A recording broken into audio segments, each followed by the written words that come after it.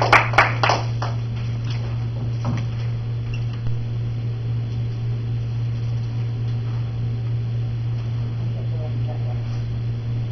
evening, fellow Toastmasters and welcome guests. My name is Mary, and the title of my speech tonight is, excuse me, Your Life is Waiting. Credit for that title actually goes to Lynn Grabhorn, the author of this amazing book. It is one of the most exciting books I've read, and I think appropriate for tonight's theme of sharing your success. How many people have used the power of positive thinking or visualization to help them achieve their goals? Everybody. And how many people find that despite using these techniques, they're still not quite where they want to be? There's something missing. Thank you. Tonight I'm going to share with you Lynn's 4-step process for achieving your goals and for manifesting whatever it is you want to get in your life. I'm by no means an expert on this topic. I'm just starting to investigate this area in my own life.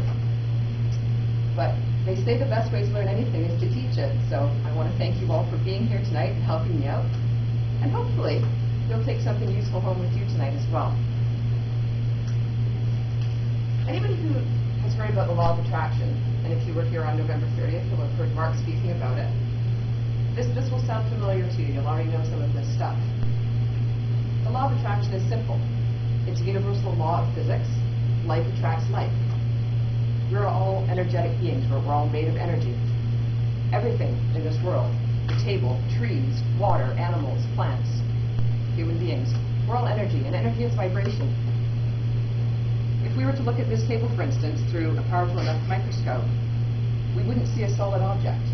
We would see countless molecules in constant motion. But they stay together because they're all vibrating at a similar frequency.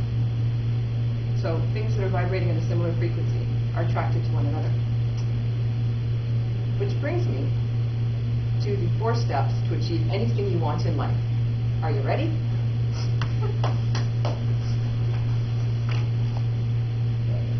Step number 1. Find the page in your report.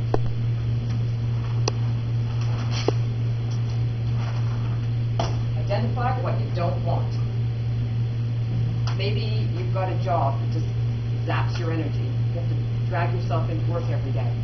Maybe you're at school and you're not really enthusiastic about what you're learning. You're waiting for school to finish so that your life can start.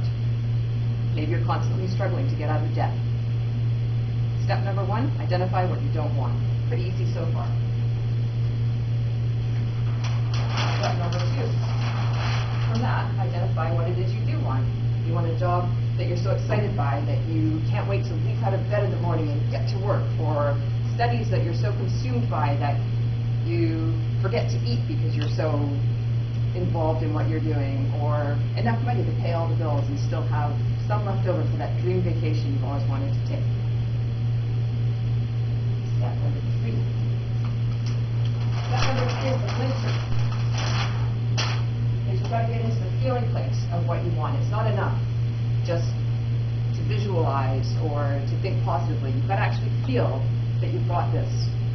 In fact, the subtitle of Lynn's book is The Astonishing Power of Feeling. We create not by thinking alone, but also by feeling. Step number 4. Expect, listen, and allow it to happen. A simple example. You've got an old clunker. You really don't want this car anymore. That's it. Step number 1 complete. You've identified what you don't want. So step number 2. What do you want? What you really, really want is a new white Volkswagen Rabbit. Easily done. But step number 3. You can picture this car in your mind, but you actually have to feel that you own it.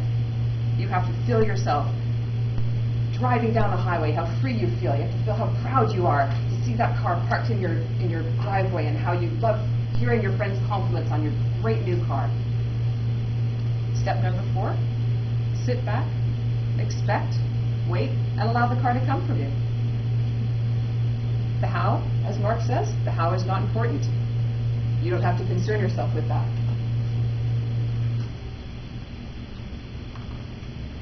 It's so easy, you might be saying to yourself about now. I guess Mary has achieved just about everything she wants in her life. But there's the clincher, because it's not that easy.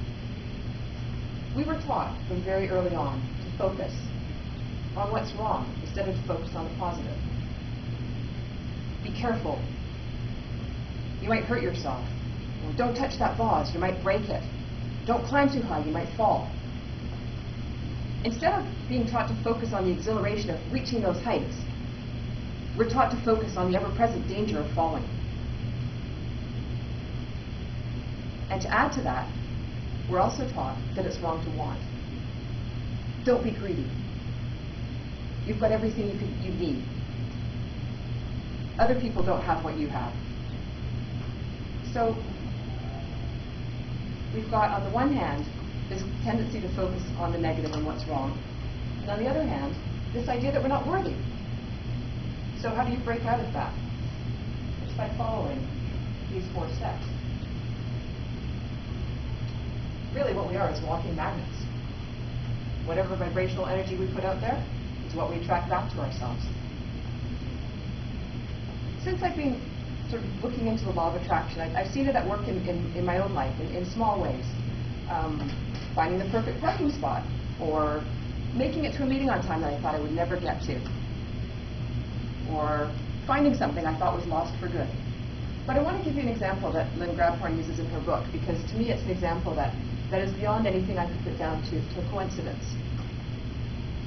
She had a small cottage on her property, and she was renting it out to a young couple.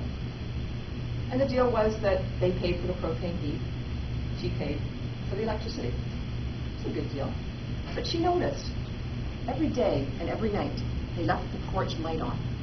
It really irked her because she was paying for that electricity.